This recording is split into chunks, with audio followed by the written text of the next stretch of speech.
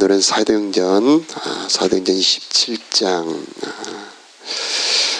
바울의 4차 전도 여행입니다. 죄수의 신분으로 로마까지 배를 타고 여행하는 그런 과정입니다.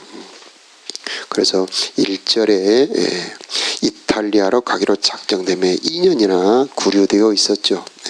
이제 죄수 신분으로 이제 배를 타고 갑니다.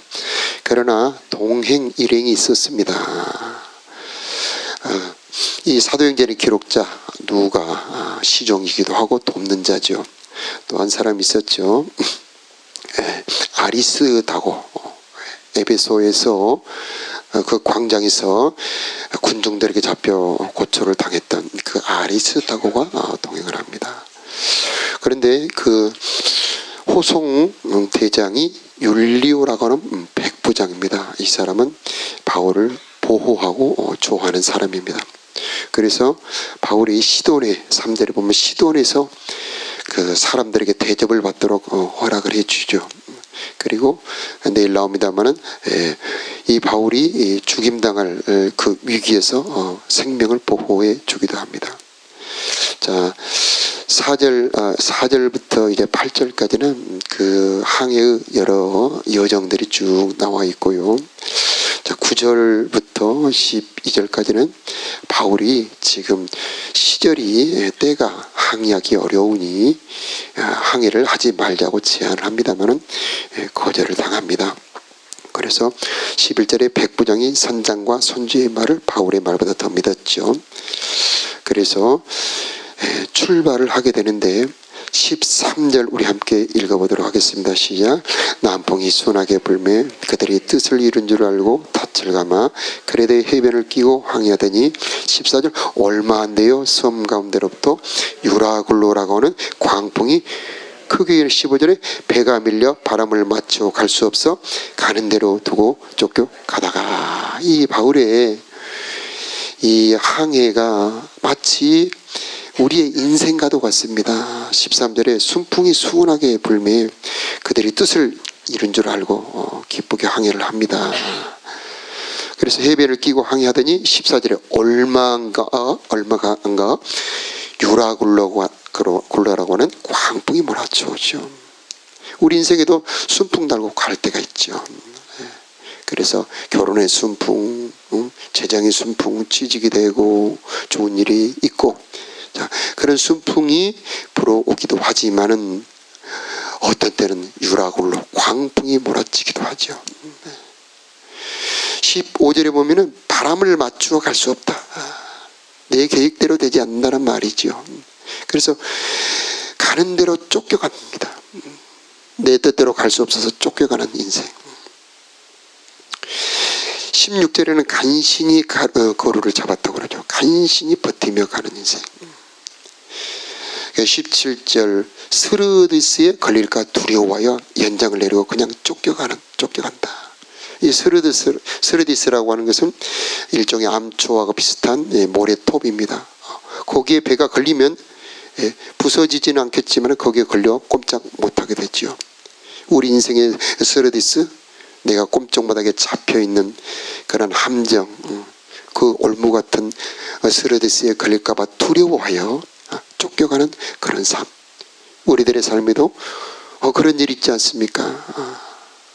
여러분에게는 어떤 유라굴로 어떤 광풍이 있습니까? 어떤 분은 질병의 광풍이 몰아쳐오지요. 의사가 갑자기 선고합니다. 얼마 안 남았습니다. 충격이죠. 어떤 때는 재정의 광풍이 몰아쳐오기도 하고요. 어떤 때는 자녀나 가정의 광풍이 몰아쳐오기도 합니다. 이런 광풍이 몰아쳐올 때 우리는 두려워합니다. 당황하죠. 자, 18절에 봅니다. 함께 읽겠습니다. 시작. 우리가 풍랑으로 심히 애쓰다가 이튿날 상공들이 짐을 바다에 풀어버렸다는 겁니다. 이 짐들은 그 가장 소중하게 여기는 재산들입니다.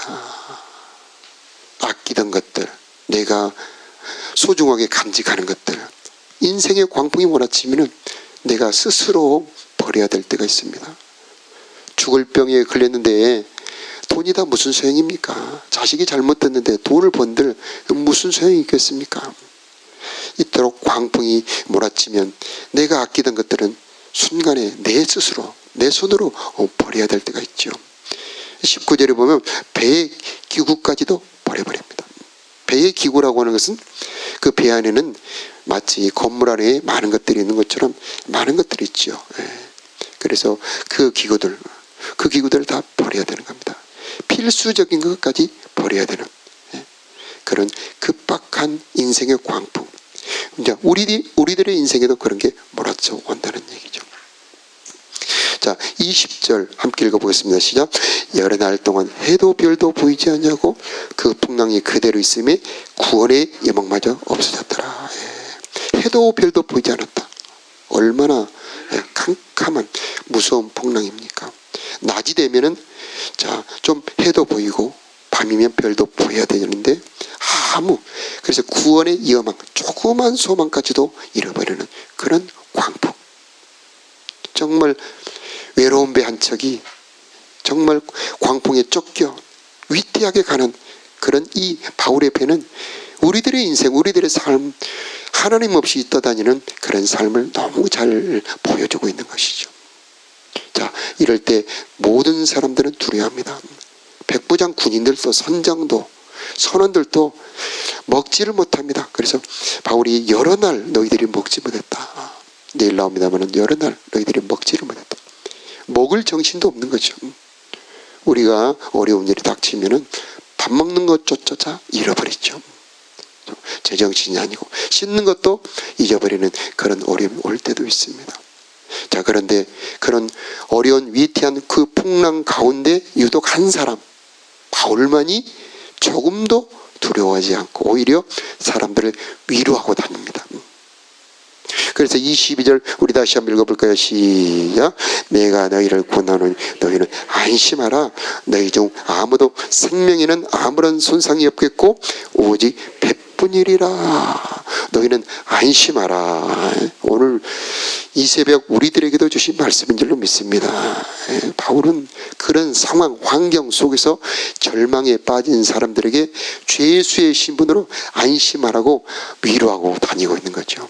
도대체 그 힘이 어디서 나오는 겁니까? 자, 그 이유가 23절이죠. 함께 읽어보겠습니다. 내가 속한 바 곧 내가 섬기는 하나님의 사자가 어젯밤에 내 곁에 서서 말하되 바울아 두려워하지 말라. 내가 가이사 앞에 서야 하겠고 또 하나님께서 너와 함께 항의하는 자를 다 내게 주셨다 하였으니. 아멘. 내가 가이사 앞에 서야 하겠고 바울이 할 일입니다. 사명이죠. 그 사명 속에 생명이 들어있는 것입니다. 내가 가이사 앞에 서야 하겠고, 이 말씀은 내가 죽지 않는다는 말씀입니다. 이 풍랑 속에서 너는 죽지 않는다.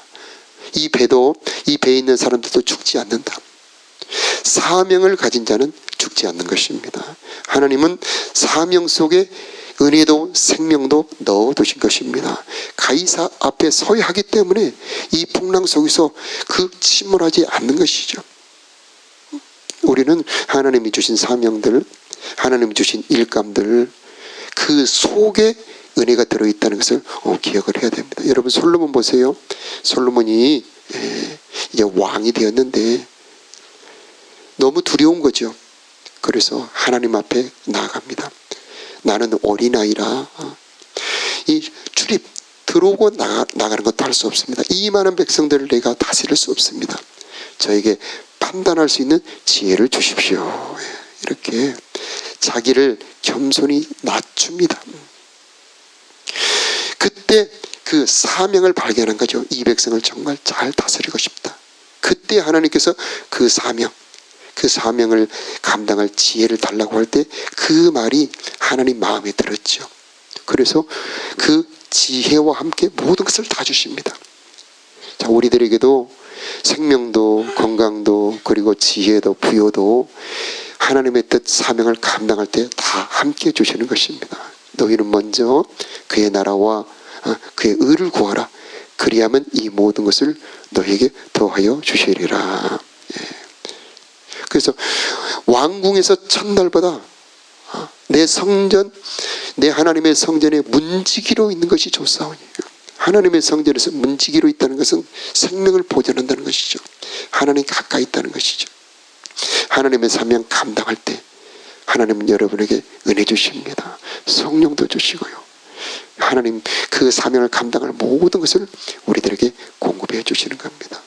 내가 가이사 앞에 서야 하겠고 하나님께서 너와 항의하는 자를 다 내게 주셨다. 여기서 주셨다 완료형이죠. 이미 바울에게 주신 것입니다. 우리는 이걸 믿음이라고 그런 겁니다. 여호수아에게도 말합니다. 가나안 땅을 내 손에 붙였노니, 내 손에 주었노니 가서 너는 차지하라. 여러분 이미 우리는 복을 하나님이 주신 것이에요. 생명도 주신 것이고요. 자, 이것은 우리가 주셨으니 가서 차지하는 겁니다. 전도도 그 영혼을 우리들에게 이미 주신 겁니다. 가서 차지하는 거예요. 그래서 그 어려운 환경 속에서, 그 광풍 속에서 하나님의 말씀을 들었다는 것이 바울의 힘의 근원이었습니다. 그래서 25절 다시 한번 읽겠습니다. 그러므로 시작. 그러므로 여러분이 안심하라. 나는 내게 말씀하신 그대로 드리라고 하나님을 믿노라. 하나님을 믿었기 때문이죠. 하나님을 믿는다라고 하는 것은 말씀을 믿는 겁니다. 하나님의 말씀하신 대로 된다는 것을 믿는 겁니다. 그렇기 때문에 환경을 이길 수 있는 겁니다. 그 두려움을 극복할 수 있는 것입니다. 하나님의 말씀은 환경보다 큰 겁니다. 말씀이 모든 만물을 창조한 겁니다. 그래서 나에게 말씀이 있다면, 내 마음속에 하나님의 말씀이 새겨져 있다면 두려워할 것이 없는 겁니다. 두려워 말라. 내가 너와 함께함이니라. 놀라지 말라. 나는 너의 하나님이니라. 내가 너를 붙들리라. 나의 의로운 오른손으로 너를 붙들리라. 이렇게 하나님의 말씀이 있다면 우리는 그 어려운 환경, 태풍 같은 인생 속에서 두려워하지 않고 흔들리지 않을 수 있는 것입니다. 자, 우리는 이 바울의 믿음, 하나님의 말씀을 믿고 그 환경, 그 폭풍 속에서 곁에 서신 하나님의 말씀을 들었던 이 바울을 본받아 말씀을 가까이 하는 경건의 삶, 바로 이게 요동하지 않는 비결이 되는 겁니다. 23절에 내가 속한 바, 곧 내가 섬기는 하나님의 사자가 어젯밤에 내 곁에 서서 말하되. 하나님을 가까이 하는 길, 하나님을 모시는 방법은 속한 바 섬기는 겁니다. 하나님께 소속되는 것, 예수 안으로 들어가는 것. 그래서 너희가 내 안에, 내가 너희 안에.